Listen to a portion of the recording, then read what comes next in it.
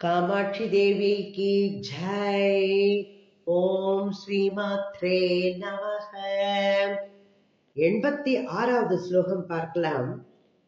गृहीत्वा याथार्थ्यम् निगमवचसाम् देशिककृपा कटाक्षार्क ज्योतिश्चमित ममतावन्ततमशक यतन्ते कामाक्षी प्रतिदिवसमन्तर्घटयितुम् त्वदीयं पादाब्जं सुकृतपरिपाकेन सुजनाका.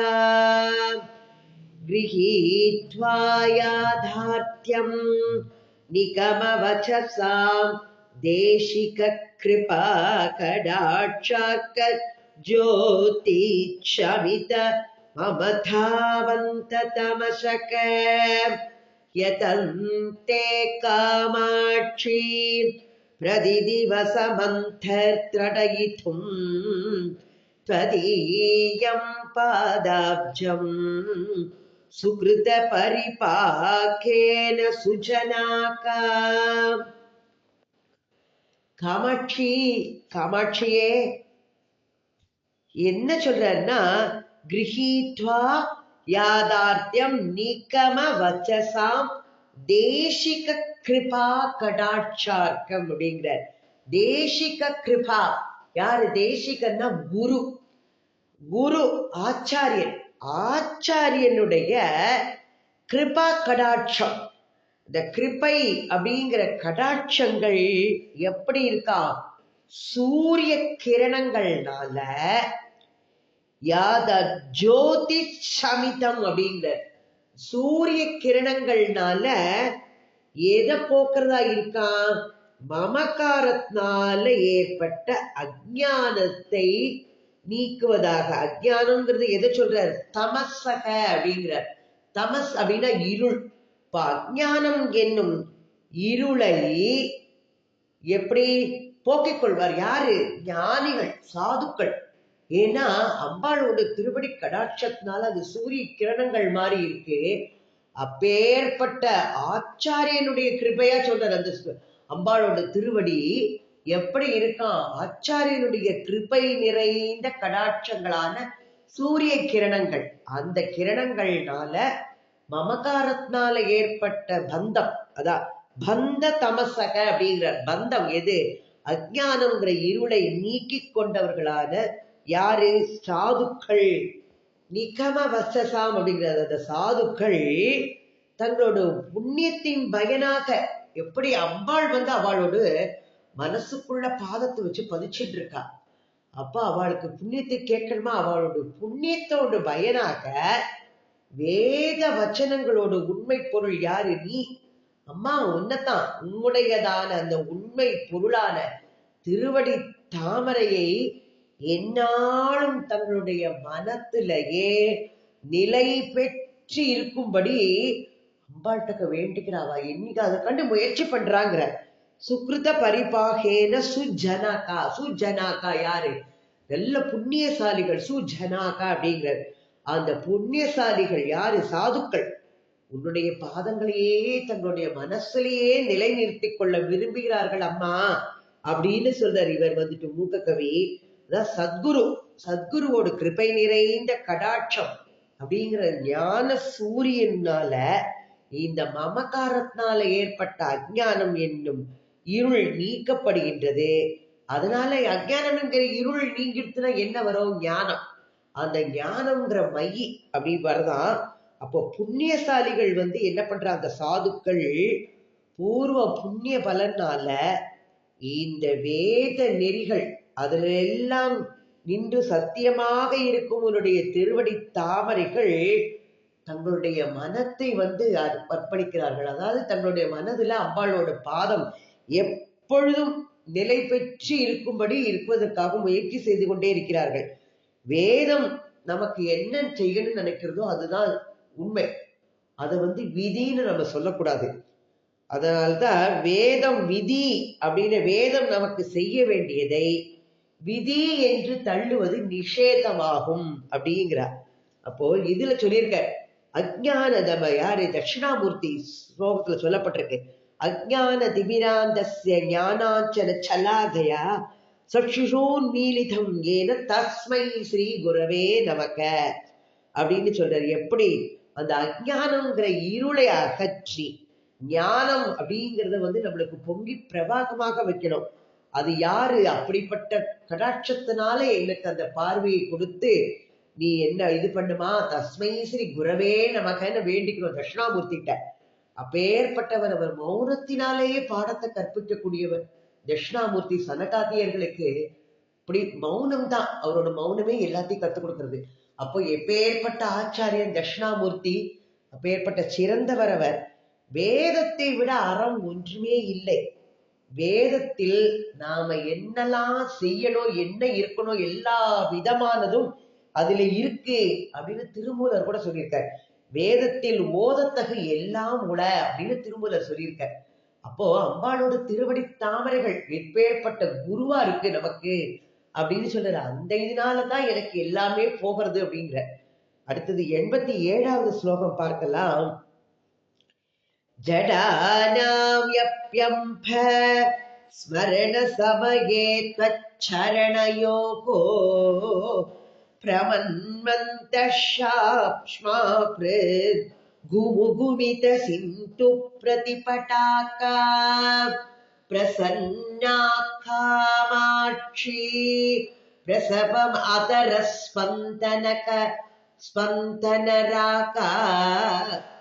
ஸ்பந்தனகராகா பவந்தி ஸ்வச்சந்தம் பிரகிருதி பரிபக்வா பணிதயக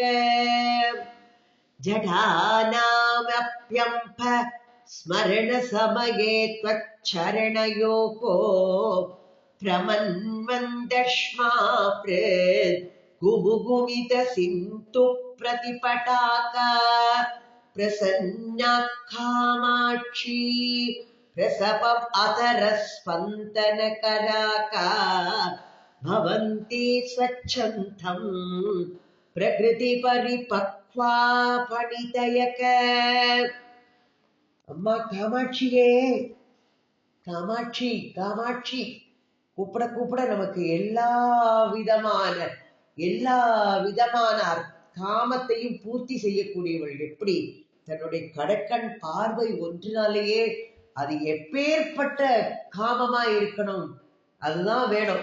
எதை விரும்பணுமோ அந்த காமத்தை விரும்பணும். எனக்கு வீட கொடு, அவளை கொடு, அவ அப்படி இருக்காளே எனக்கு அதை கொடுங்கிறது விரும்பக்கூடாது. எப்பேற்பட்ட காமங்கள் அப்படிங்கிறத பொறுத்து அதை நிறைவேற்றி வைக்கக்கூடியவள் காமாட்சியே. அறிவில்லாதவர்களுக்கு கூட உனது சரணங்களை எப்படி நம்ம மாதிரி இப்ப என்னதை எடுத்துங்களேன், எனக்கு தான் அறிவே இல்லை அப்படின்னு சொல்றோம். அறிவே கிடையாது, ஏதோ கற்றது கொஞ்சம். அதனால அப்பேற்பட்ட அறிவில்லாதவர்களுக்கே அம்பாளோட சரணங்களை பத்தி சொல்லும் போது எப்படி இதாகின்றதுனா, சுழல்கின்ற மத்து எது? மந்திர மலை. அமிர்தம் கிடைக்கும் போது எதை வச்சுண்டா மத்தாக, மந்திர மலையைத்தான் மத்தாக வச்சுட்டா. வாசுகியை பாம்பு அதை கயிறா வச்சுட்டா, வேறு வச்சுட்டு அதுல வச்சு கடைஞ்சான பார்ப்போ. அப்ப சுழல்கின்ற மத்தாகிய மந்திர மலையினால எப்படி சமுத்திரத்தை பார்க்கடல கடைஞ்சா இல்லையா? அப்போ கும் கும் அப்படிங்கிற ஒலிக்கின்ற சமுத்திர ஜலத்தை ஒத்தவைகளாக அப்படி கவி பிரவாகம் பொழியறதுங்கிறா. அவளுக்கு அப்படி கும் கும்னு அந்த சமுத்திரத்துல அதை கடையும் போது, இந்த மத்து சுழலும் போது அந்த சத்தம் கேட்குமா. அப்ப கும் கும் என்று ஒலிக்கின்ற சமுத்திர ஜலத்தை ஒத்தவைகளாக, தெளிவானவைகளாக எப்படி இருக்கா, இயல்பிலேயே கனிந்தவை. நம்ம இது பண்ண வேண்டாம், தாயா இருந்து அதை பறிச்சு பழுக்க வைக்கல, இயல்பிலேயே கனிந்தவைகள். அப்போ எப்படி இருக்கின்ற வலியவை, அதாவது அம்பாளோட திருவடியை நினைச்சாலே அந்த உதடுகளுக்கு அப்படிப்பட்ட ஒரு சக்தி கிடைக்குங்கிறார். அதை சொல்ற நம்ம வலியவே அந்த உதடுகள் தானாகவே அப்படியே வாய் அசைய ஆரம்பிச்சிருமா, துடிக்க செய்பவையான வாக்குகள். மூக கவி அப்பேற்பட்டவர். அவர் காளிதாசர், அடுத்தது மூக கவி, கம்பர், எத்தனை பேரை நம்ம பார்க்கிறோம். எல்லாருக்கும் வாக்குனால எப்படி அம்பாள் வந்து ஒரு இதை கொடுத்துருக்கா அவளுக்கெல்லாம். அப்ப இயல்பாகவே அது தன்னாகவே இந்த உதடுகள் அம்பாளோட திருவடி சரணங்களை நினைச்சா போருமா. ஊமை கூட பேசிடுமா அப்படிங்கிற அவ கூட கவித்திறம் பாடுன மூக்கரே அதுக்கு ஒரு சான்றாக இருக்கிறார். எப்பேற்பட்ட இதா இருந்தவர் அம்பாளோட சன்னதியிலேயே காலத்தை கழிச்சு அவளோட தாம்பூல ரசத்தினால கவி பாடுற திறமையை படுத்தி நம்மளுக்கு இத்தனை விதமான 500 ஸ்லோகங்கள் இந்த மூக பஞ்சசதிய கொடுத்திருக்க. நாமளும் அதை அனுபவிக்கிறதுக்கு கிடைச்சிருக்கு. அப்போ அவளை நினைச்ச மாத்திரத்திலே, இந்த திருவடிகளை நினைச்ச மாத்திரத்திலேயே வாக்குகள் வந்து தாமாகவே தோன்றுகின்றன அப்படிங்கிற. அப்போ அம்பாளோட திருவடிகளை தியானிப்பதனால அந்த கவிதை அது எப்படி இருக்குமா, அது சுவை உடையதாக, தெளிய கருத்து உடையதாக, மந்த புத்தியுடைய உதடுகளில் இருந்தும் சமுத்திர கோஷம் அப்படின்னு சொல்லுவா இல்லையா. வெள்ளம் போல அப்படியே வார்த்தைகள் வெள்ளம் போல மடை திறந்த வெள்ளமா வருதுன்னு சொல்லுவா. அதுக்குதான் சொல்ற, சமுத்திரத்துல இந்த மத்து நாள் கடையும் போது உண்டாகுது கும் கும் அப்படிங்கிற சப்தம் மாதிரி வருது அப்படின்னு சொல்ற. இந்த கவியோட கவித்துவம் பாருங்க எப்பேற்பட்டதாக இருக்கின்றது.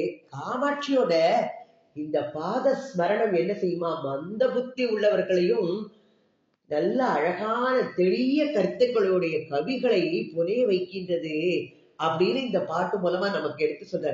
இப்ப மந்தார மலையினால கடலை கடைய கடைய கும் கும்னு எப்படி ஒலி எழுப்பித்தோ, அது போல தேவியை தியானிப்பவர்களுக்கு, அந்த தத்பரர்களுக்கு உதடுகளோட அசைவினால இயல்பாகவே அந்த கவித்துவம் வெளிப்பட்டு வருகின்றது அப்படிங்கிற. நம்ம இதுல பார்க்கலாம், சௌந்தரியல நம்ம ஆதிசங்கரர் சொன்னார் அம்பாள்கிட்ட 16வது ஸ்லோகங்கள் 17வது ஸ்லோகங்கள் சாரஸ்வத பிரயோகம்னு சொல்லுவா. இந்த ஸ்லோகங்களை எப்படி சொல்ற, சரஜோஸ்னா சுத்தாம் சசியுத ஜட்டா ஜூட்ட மகுட்டாம் வரத்ராசத்ரான ஸ்படிக குடிகா புஸ்தக கராம் சக்ரின்னத்வா நத்வா கதமிவ சதாம் சன்னிதததே மது க்ஷீர திராட்சா மதுரி மதுரீனாக பணிதயக அப்படின்னு சொல்றாரு. மதுரிம துரீனாக எப்படி வரனா உடனேயே அந்த சொற்றொடர்கள் எப்படி வந்து அபே முத்திரை ஸ்படிக மாலை எல்லாத்தையும் வைத்துக் கொண்டிருக்கின்ற கையில் கொண்டவளான உன்னை ஒரு முறை நமஸ்காரம் பண்ணி விட்டாலே அப்படிப்பட்ட நல்லவர்களுக்கு தேனும் பாலும் திராட்சையும் சேர்ந்தால் போன்ற இனிய சொற்றொடர்கள் எப்படித்தான் சிந்திக்காமல் போகும் அப்படின்னு ஆதிசங்கரர் சொல்றாரு. அம்பாளை நினைச்சாலே போறோம் அப்படிப்பட்டது வரும். அவளோட பாதங்களை நினைச்சா எப்பேற்பட்ட இதுவும் கிடைக்கும் அப்படிங்க. அடுத்தது 16வது ஸ்லோகத்திலையும் சொல்றார், கவீந்திராணாம் சேத கமல வனபாலா தபருச்சி பஜந்தே ஏ சந்த கதிச்சி தருணாம் ஏவ பவதீம் விரிஞ்சி பிரேயஸ்யா தருணதர ஸ்ருங்கார ரகரி கபீராபிஹி வாக்பிஹி விதததி சதாம் ரஞ்சனமமி. இப்போ கவியரசர்களுடைய சித்தம், அந்த சித்தமாகிய தாமரைக்கு, தாமரை வனத்திற்கு அப்படின்னு உதய சூரியன் போல பிரகாசம் கொடுக்கக்கூடியவள் அருணா அப்படிங்கிற பெயர் பெற்றவள். அதனால உன்னை அவர்கள் அந்த சில புண்ணியவான்கள் பூஜித்த உடனேயே அவர்கள் பிரம்ம பத்தினியான சரஸ்வதியோட செழிப்புமிக்க சுங்கார ரசத்தின் பிரவாகம் போன்ற கம்பீரமான வாக்குகள்னால சாதுக்களுக்கெல்லாம் மகிழ்ச்சி அளிக்கிறார்கள் அப்படிங்கிறார். அடுத்தது 17வது ஸ்லோகத்திலையும் இதெல்லாம் சாரஸ்வத பிரயோகம் சொல்ற. சவித்ரீபிர் வாச்சாம் சசிமணி சிலா பங்கருச்சிபிகி வசின்யாத்யாபிகி துவாம் சகஜனனி சஞ்சிந்தயதியக சக்கர்த்தா காவ்யானாம் பவதி மகதாம் பங்கிருச்சிபிகி வசோபீர் வாக்தேவி வதன கமலா மோத மதுரைகி.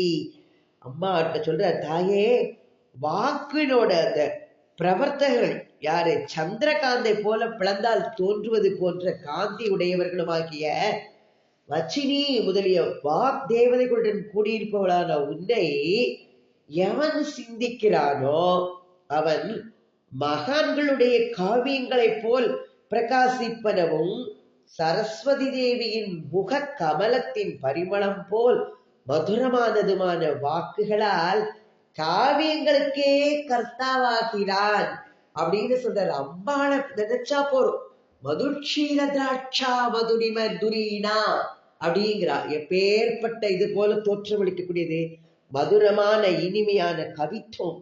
அது எப்படி தேவி தாசகர்களுக்கு தேனும் பாலும் கல்கண்டும் கலந்தால் போல அப்பேற்பட்ட இனிமை. தேனே இனிமை, பால் அதுல கற்கண்டு, மது க்ஷீர திராட்சா அப்படின்னு சொல்ற.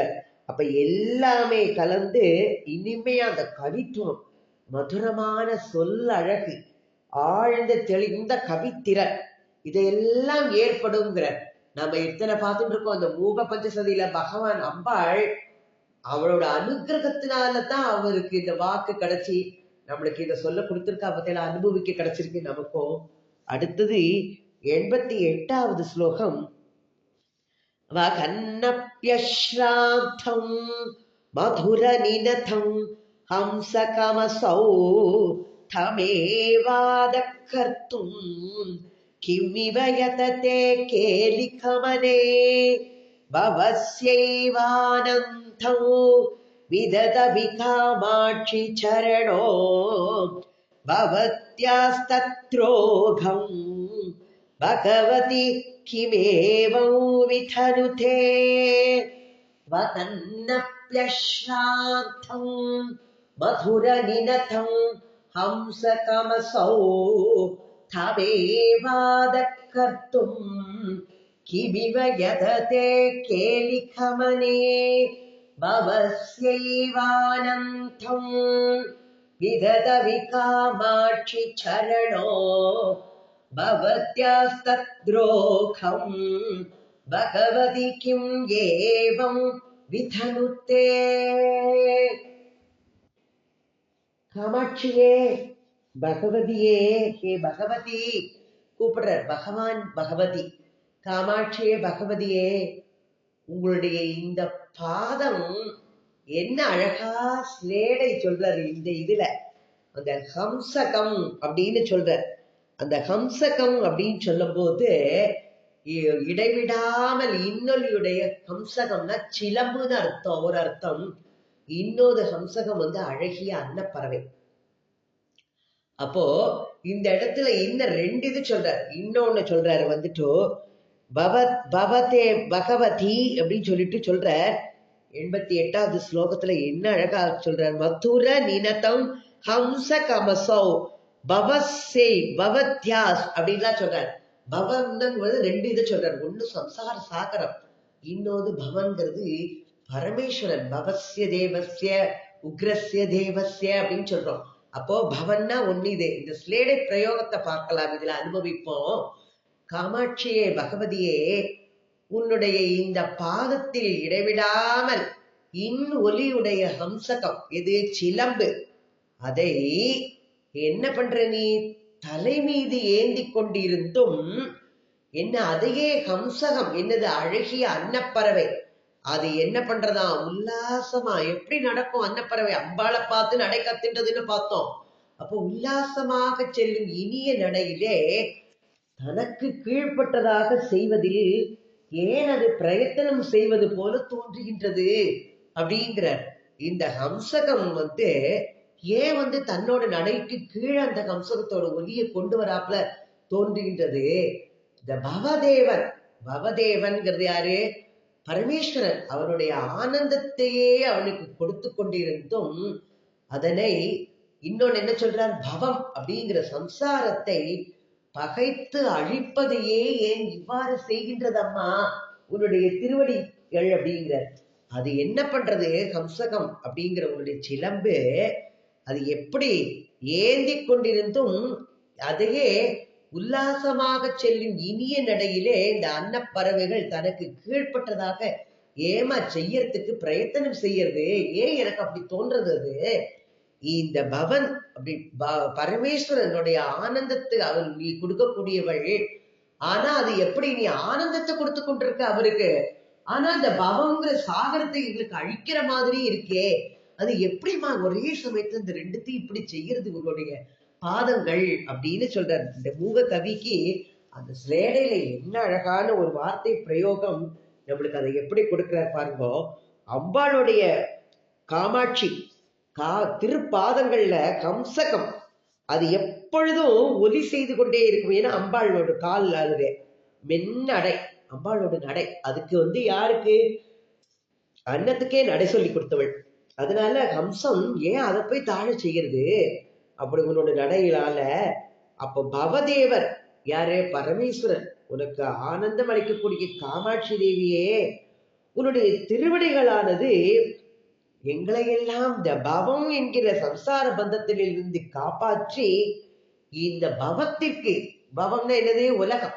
இந்த பவத்திற்கு ஏனம்மா ஒரு விரோதத்தை செய்கின்றது, துரோகம் விளைவிக்கின்றது? இது ரொம்ப ஆச்சரியமா இருக்குமா அப்படிங்கிற. அம்சகம்னா அன்னம் சொல்ற, சிலம்புகள் சொல்ற. பவன்னா ஈசம், இன்னொன்னு பிறவி பெருங்கடல். முதல் இது என்ன பண்றது? ஆனந்தத்தை கொடுக்கக்கூடியது.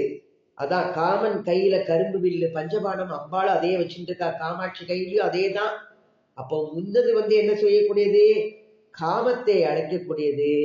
பின்னால உள்ளது காமத்திலிருந்து நம்மை காப்பாற்றுகின்றதுங்கிறார். உன்னோடது ரெண்டும் விஷயத்தையும் ஒரே சமயத்துல எப்படிமா அது செய்ய முடியாது? முதல்ல ஆனந்தத்தை கொடுக்கறது, அடுத்தது இந்த பவத்திலிருந்து நம்மளை காப்பாத்துறது. ஒன்னு ஆனந்தத்தையும் கொடுத்து நம்மளை இதிலிருந்து காப்பாத்தி இது பண்றது. எப்படி ஒரே சமயத்துல இரண்டு வேலைகளையும் செய்கின்றது? ரொம்ப அதிசயமா இருக்குமா எனக்கு அப்படிங்கிறாரு மூககவி. அடுத்தது 89வது ஸ்லோகம் பார்க்கலாம். யதத்யந்தம் தாவ்யத் அலசகதி வார்த்தாஸ்வபி சிவே சிவே ததேதத் காமாட்சி பிரகிருதி மிருதுலம் தே பதயுகோ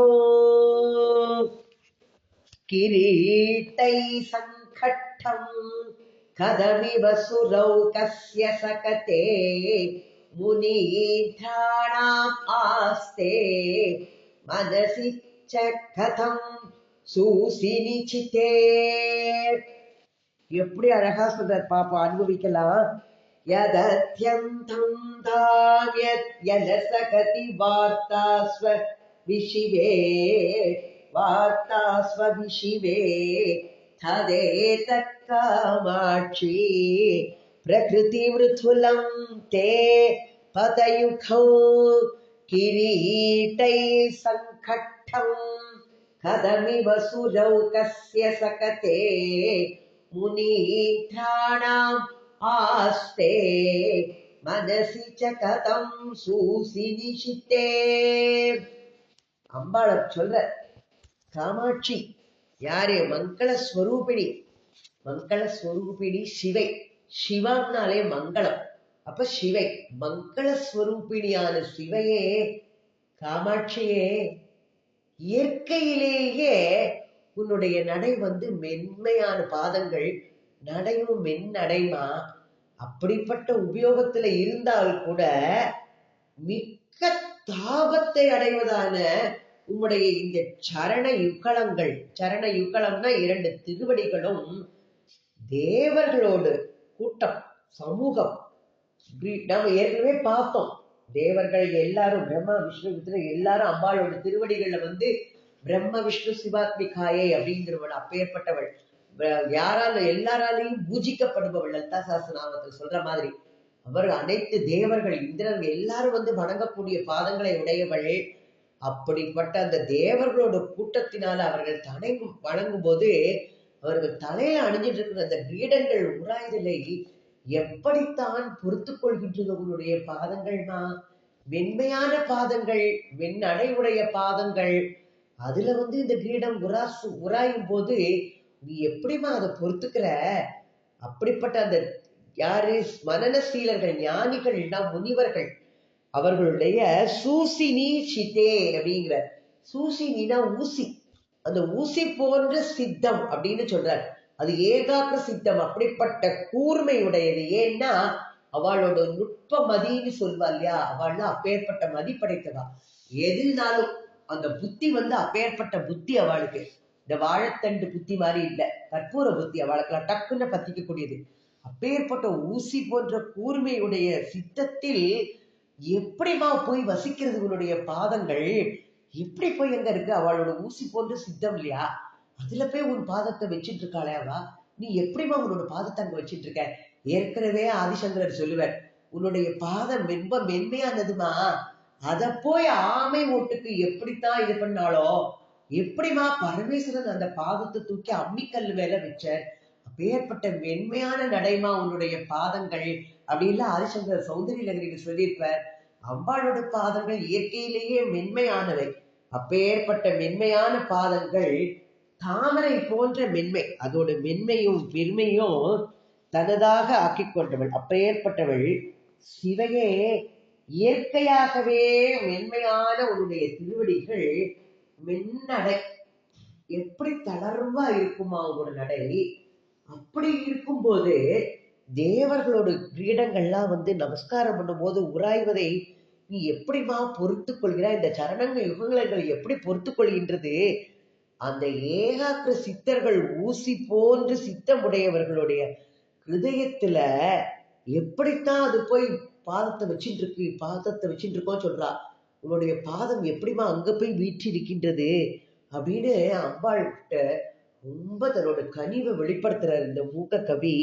தன்னுடைய அன்பு வெளிப்படுத்துற நம்ம சொல்லுவோம் இல்லையா, எப்படி அதுல போய் நடக்கிறமா, நம்ம அன்பு இதனால பாவம், நீ அப்படிலாம் பண்ணாதே, உன் கால் தாங்காதுமா, இந்த வெயில்ல போகாதே, குப்பிளிச்சிடும் அப்படிலாம் சொல்லி நம்மளோட கரிசனத்தை எப்படி வெளிப்படுத்துறோமோ மத்தவாழ்கிட்டக்க, அத மாதிரி மூக கவி அம்பாள்கிட்டக்க தன்னோட கரிசனத்தை, தன்னுடைய அன்பை, உள்ளார்ந்த அன்பு அவருக்கு அதை வெளிப்படுத்தி சொல்ற. இன்னும் சொல்லுவார், ஈசன்ட்டுக்க சொல்லுவார். இவர் சிவாந்த நகரில சங்கரர் சொல்லுவார், நீ மலையிலேயே நடந்தவன்பா, என்னோட மனசு ரொம்ப கல்லு நினைச்சிட்டு உன் பாதத்தை வைக்காம இருக்காதே, உனக்கு அது ஏற்கனவே பழகினதுதான்ப்பா, அதனால உன்னோட பாதத்தை நீ என்னோட மனசுல வச்சுடு, உன்னோட உன் வசம் வச்சுக்கோ என் மனச, நீ அப்படிலாம் என் மனசுல உன் கல்லு போல இருக்கு, உன் பாதத்தை வைக்க முடியாதுன்னு சொல்லாதே அப்படின்னு சொல்லுவார். அப்போ அவள்லாம் எப்பேற்பட்ட இது இல்லையா, கவித்துவம் பாருங்க அவளோடது, பேர்பட்டதாக ஆதிசங்கரோட இதெல்லாம் வெளிப்படுறது. இன்னும் என்ன சொல்லியிருக்காருன்னா, அம்பாள இன்னொருத்தர் சொல்லுவார் சுவாமி, தழுவுமையால் முன்னும் தமிழ் இறை பின்னும் தொழும் இறையால் மேலும் சுவடு கெழும் உவக என்றால் எனும் குறை போர் என் மனம் சேர வாட்போக்கி அஞ்சா ஆள் அமர்ந்தாய் அடி அப்படிங்கிற. என்ன அன்று ஆள் அமர்ந்தாய் அடி, ஆலமரத்தின் கீழே நீ அமர்ந்தாய்ப்பா அன்னைக்கு, நீ எப்படிப்பட்டவன் இறைவனே, உம்மை உமை அம்மை தழுவமையால் முன்னும். அந்த காமாட்சி அப்படியே ஈசனம் அப்படியே தட்டி தழுவிக்கிறா, அதனால அவளோட முலை தழும்பு, அதனால அது முன்னும் இன்னும் என்ன பண்றா, பாண்டிய மன்னர் பிட்டுக்கு மண் சுமந்தும் போது பிரம்படி கொடுக்குறா, அதனால பின்னும் முதுகில் தழும்பும் ஏற்பட்டது. இன்னொன்னு என்ன பண்ணினா, அர்ஜுனன் உன்னை வில் கொண்டு அடிக்க தலையில தழும்பு ஏற்பட்டதுப்பா, கீழ்ப்பக்கம் உனக்கு ஒரு தழும்பும் இல்லை, அதனால என் மனம் கல்லு, என் மனம் என்கிற நெஞ்சு அந்த கல்லின் மேல் நீ வீற்றிருப்பாயாக, உனக்கு கீழே ஒரு தழும்பு வேணும்பா, என் மனசு கல்லு, அதுல நீ வீற்றிருப்பாய் அப்படிங்கிறார். ஆதிசங்கரர் சொல்ற மாதிரி தான் இவரு சொல்றார். அப்பேற்பட்ட இது அவளுக்கெல்லாம் அவர் பகவான் மேல எப்பேற்பட்ட ஒரு கரிசனத்தோடு சொல்றாங்கிறத காமிக்கிறது அவளோட இது. 90வது ஸ்லோகம் பார்க்கலாம். மனோரங்கே மத்கே விபுத ஜன சம்மோத ஜனனி சதா கவ்யா சங்கம் சரசமிருது சஞ்சார சுபகா மனோஜ்ஞா காமாட்சி பிரகடயது லாஸ்ய பிரகரணம் ரணல் மஞ்சீராத்தே சரணயுகலி நர்த்தகவதூகு மனோரங்கே மத்கே விபுத ஜன சம்போத ஜனனி சரா கவ்யா சங்கம் சரசமிருது சஞ்சார சுபகா மனோஜ்ஞா காமாட்சி பிரகடயது லாஸ்ய பிரகரணம் ரணல் மஞ்சீராத்தே சரணயுகலி நர்த்தகவதூகு. இதுல அம்பாளோட பாதங்களை, சரண யுகலங்களை நாட்டிய பெண்ணா வர்ணிக்கிறார். நாட்டிய பெண்ணு காமாட்சியே விபுத ஜன அப்படிங்கிறார். விபுதர்கள் யாரு? தேவர்கள், ஞானிகள். இவர்களுக்கெல்லாம் பேர ஆனந்தத்தை கொடுப்பதான உன்னுடைய 2 திருவடிகளும் சரண யுகலம் அப்படிங்கிற நாட்டிய பெண்ணானவள் என்னுடைய மனது அப்படிங்கிற நடன மேடையில அந்த ஒலி செய்கின்ற சிலம்புகளை உடையவளாகி எப்படி இருக்கணுங்கிற ராகத்தோடு, அப்படியே சொல்ற, ராகத்தோடு கீதத்தோடு செந்நிறமான உன்னுடைய திருவடிகள் பொருந்திய வகையிலே இனிதாயும் மெதுவாயும் உள்ள பாத சஞ்சாரத்தினாலே அடியெடுத்து மெதுவா வைக்கிறது. அப்ப அழகு வாய்ந்தவளாகியும் மனத்திற்கே இன்பத்தை கொடுப்பவளாகியும் காமாட்சியே, லாஸ்யம் அப்படிங்கிற நாட்டியத்தை என்னுடைய மனசுல நீ ஆடு காட்டுவாயம்மா அப்படின்னு வேண்டிக்கிறார். பெண்கள் ஆடுறது லாஸ்யம், ஆண்கள் ஆடுறது தாண்டவம். இதத்தான் சொல்ற தாண்டவம் சொல்லிட்டு.